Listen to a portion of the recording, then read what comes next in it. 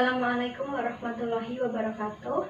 Perkenalkan, saya Susi Halimah dengan NIM 71014200008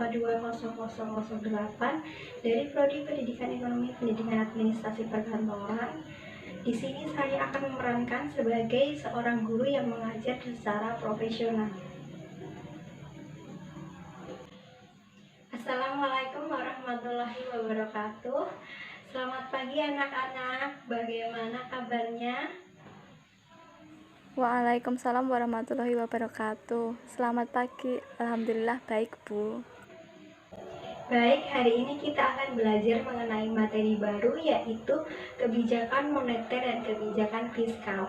Sebelum itu, Ibu akan merefresh ingatan kalian terlebih dahulu tentang materi kemarin.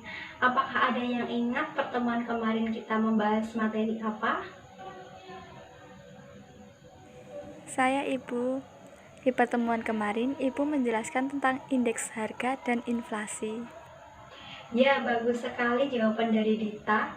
Nah, yang lain masih ingat kebijakan apa saja yang diterapkan pemerintah dalam mengatasi inflasi? Saya Ibu.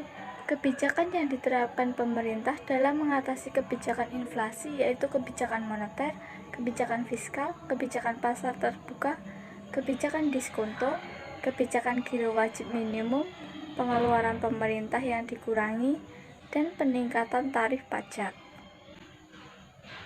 Ya, bagus sekali jawaban dari Anita. Ternyata kalian sangat antusias dan pandai memahami materi ya. Nah, terkait dengan materi yang kemarin, pada pertemuan kali ini kita akan mempelajari tentang kebijakan moneter dan kebijakan fiskal. Baik, kita langsung masuk ke materi saja. Baik Ibu Guru, kami sudah tidak sabar untuk mendengarkan materi dari Ibu. Ibu akan jelaskan di sini mengenai kebijakan moneter. Kebijakan moneter adalah tindakan yang dilakukan oleh otoritas moneter yang dalam hal ini adalah bank sentral dengan tujuan utama mempengaruhi jumlah uang yang beredar dalam masyarakat dan pada akhirnya akan mempengaruhi kegiatan ekonomi dalam masyarakat. Kebijakan moneter yang diterapkan oleh pemerintah ini memiliki beberapa tujuan, di antaranya yang pertama, kebijakan moneter dapat menjaga stabilitas ekonomi. Kebijakan moneter sangat diperlukan untuk menjaga stabilitas ekonomi yang selalu mengupayakan jumlah uang yang beredar seimbang dengan jumlah barang dan jasa yang tersedia. Kemudian yang kedua, kebijakan moneter yang diterapkan oleh pemerintah ini bertujuan untuk menjaga stabilitas harga. Tinggi rendahnya harga barang dan jasa sangat mempengaruhi jalannya perekonomian. Oleh karena itu, pemerintah perlu menjaga kestabilan harga barang dan jasa melalui kebijakan moneter ini.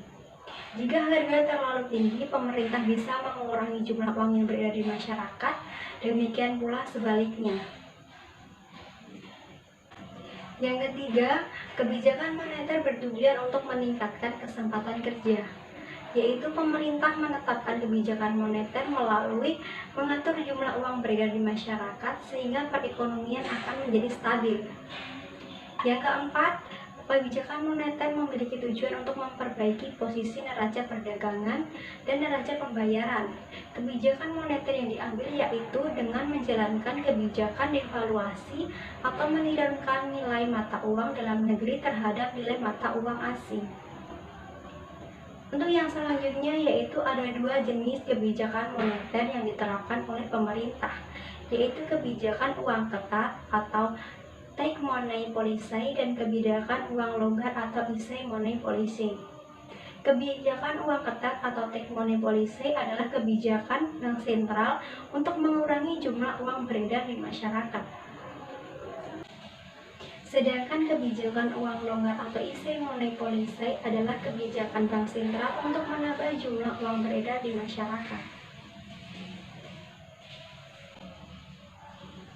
Dalam menerapkan kebijakan moneter, pemerintah menerapkan beberapa instrumen di dalamnya, yaitu kebijakan operasi pasar terbuka atau open market policy, kebijakan diskonto atau diskon polisai, kebijakan cadangan kas di bank atau kas ratio polisai, kebijakan kredit selektif, dan kebijakan dukungan moral atau moral suasion. Nah, dari penjelasan Ibu tadi, apakah ada yang ingin ditanyakan? Ada Ibu, saya izin bertanya mengenai kebijakan moneter pastinya diterapkan di Indonesia. Lalu, bagaimana kebijakan moneter tersebut dapat meningkatkan kesempatan kerja yang ada di masyarakat? Oh iya, terkait dengan pertanyaan itu, Ibu akan menjawabnya, yaitu kebijakan moneter dapat meningkatkan kesempatan kerja dengan cara mengatur jumlah uang beredar sedemikian rupa sehingga perusahaan dapat berinvestasi dan membuka kesempatan kerja menjadi lebih banyak. Oh, begitu ya Bu. Terima kasih Ibu atas jawabannya. Apakah masih ada yang ingin ditanyakan? Jika tidak, kita akan lanjut mengenai bahasan yang kedua, yaitu materi mengenai kebijakan fiskal. Kebijakan fiskal adalah kebijakan ekonomi yang dilakukan oleh pemerintah dalam pengelolaan keuangan negara.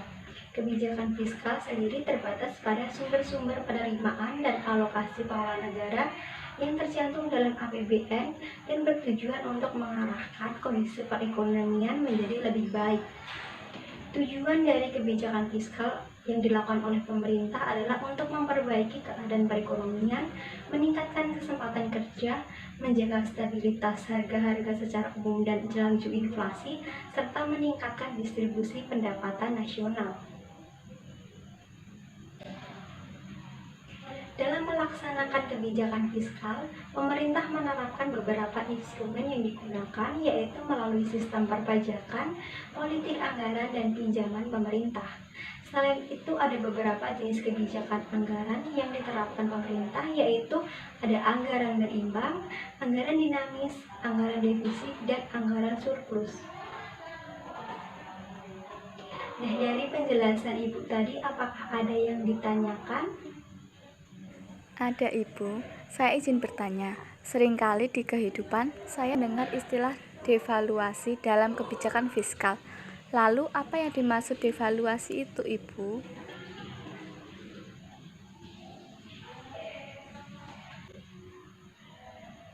Oh iya, mengenai pertanyaan itu, Ibu akan jelaskan bahwa devaluasi adalah kebijakan menurunkan nilai mata uang dalam negeri terhadap mata uang luar negeri yang dilakukan oleh pemerintah. Selain itu, apakah ada yang ingin ditanyakan lagi?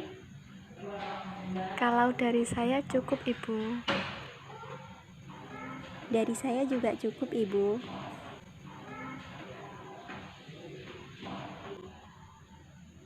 Baik, karena waktunya juga sudah habis, pelajaran hari ini Ibu cukupkan sampai di sini. Semoga kita bertemu di kesempatan berikutnya, yaitu di pertemuan yang baru. Semoga dalam keadaan sehat. Terima kasih. Wassalamualaikum warahmatullahi wabarakatuh. Waalaikumsalam warahmatullahi wabarakatuh. Terima kasih Ibu Susi.